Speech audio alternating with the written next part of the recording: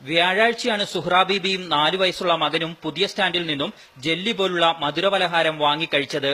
വീട്ടിലെത്തിയതോടെ ഇരുവരും ഛർദ്ദിച്ച് അവശരായതിനെ തുടർന്ന് വെള്ളിയാഴ്ച രാവിലെ കോഴിക്കോട് മെഡിക്കൽ കോളേജ് ആശുപത്രിയിൽ പ്രവേശിപ്പിച്ചു.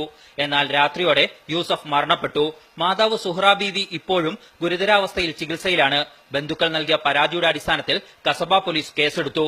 ആരോഗ്യവകുപ്പും കോർപ്പറേഷൻ അധികൃതരും ബേക്കറി റെയ്ഡ് ചെയ്ത് സാമ്പിളുകൾ ശേഖരിച്ചു. തുടർന്ന് കട അടപ്പിക്കുകയും ചെയ്തു.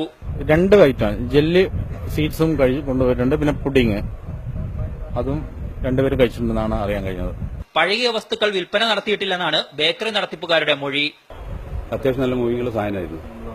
ഇതൊരു കംപ്ലൈന്റ് ഇന്നത്തെ വന്നിട്ടില്ല. അല്ലല്ല, അത് ആദ്യം ഉണ്ടായില്ല. ഡേറ്റ് ഉള്ളത് ഫുഡ് സേഫ്റ്റി ഓഫീസർ കൊണ്ടുപോയിട്ടുണ്ട്. യൂസഫിന്റെ പോസ്റ്റ്മോർട്ടം റിപ്പോർട്ട് ലഭിച്ച ശേഷമേ മരണകാരണം ഭക്ഷ്യവിഷബാധയാണോ എന്ന് ഉറപ്പിക്കാനാകൂ എന്ന് അധികൃതർ വിശദീകരിച്ചു. മീഡിയ 1 കോഴിക്കോട്.